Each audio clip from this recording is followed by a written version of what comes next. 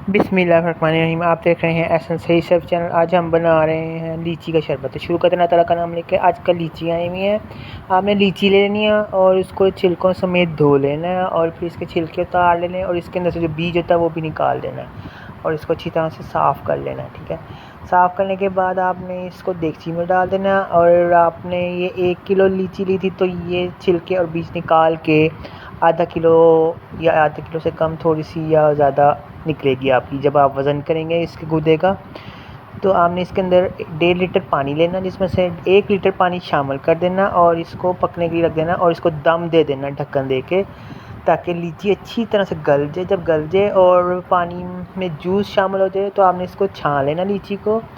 ठीक है, और पानी जो छाना हुआ निकला जूस उसको दोबारा से देगची में साफ़ करके शामिल कर देना है और बॉयल होने के लिए रख देना है। अब आपने जो लीची निकाली है उसको आपने ब्लेंडर के जग में डालना है और उसमें आधा लीटर पानी वो शामिल कर देना जो हमने बचाया था और ब्लेंड कर देना है, पेस्ट बना लेना है।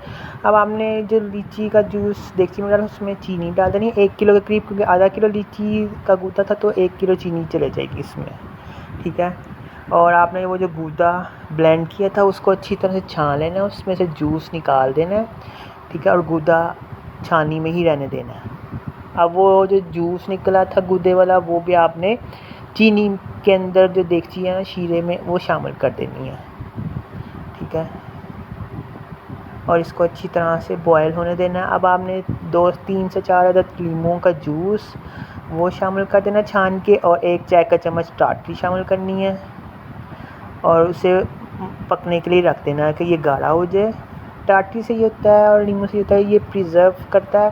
तो ये अगर आप वैसे भी इसको रख लेंगे ना पकाने के बाद तो ये 2 से 3 महीने तक चल जाएगा। और अगर आप मुस्तकिल ज़्यादा लंबा इसको सेव करना चाहते हैं जूस को तो फिर आप इसमें बेंजोइल डालेंगे। अब आपने चंद 1-2 कतरे पिंक कलर के शामिल करने, क्योंकि लीची में पिंक कलर होता है और वाइट होता है तो इसलिए लाइट सा पिंक कर लेना आपने फूड कलर का।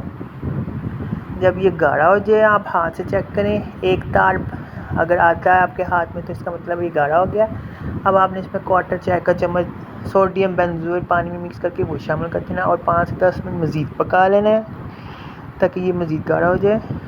1/4 कप पानी से कम ले लेना आपने, उसमें मिक्स करके डालना है। तो अब जब गाढ़ा हो गया तो आखिर में आपने 1 चाय का चम्मच लीची का एसेंस शामिल करना है और चूल्हा बंद कर देना। अब आपने इसको ठंडा कर लेना है और आपने इसके लिए एक शीशे की बोतल लेनी है और उसको अच्छी तरह से बॉयल कर लेना है और ठंडा करके खुश्क कर लेना है। जब वो ठंडी और खुश्क हो जाए तो जब आपका शरबत ठंडा हो जाए तो आपने उसके अंदर भर देना बोतल में। ठीक है, और बोतल को आपने फुल नहीं भरना, ऊपर वाला ऐसा खाली रखना। लीजिए, मज़ेदार लीची का शरबत तैयार है। मुझे चैनल को सब्सक्राइब करिएगा, लाइक करिएगा, फॉलो कर दीजिएगा। अल्लाह हाफ़िज़।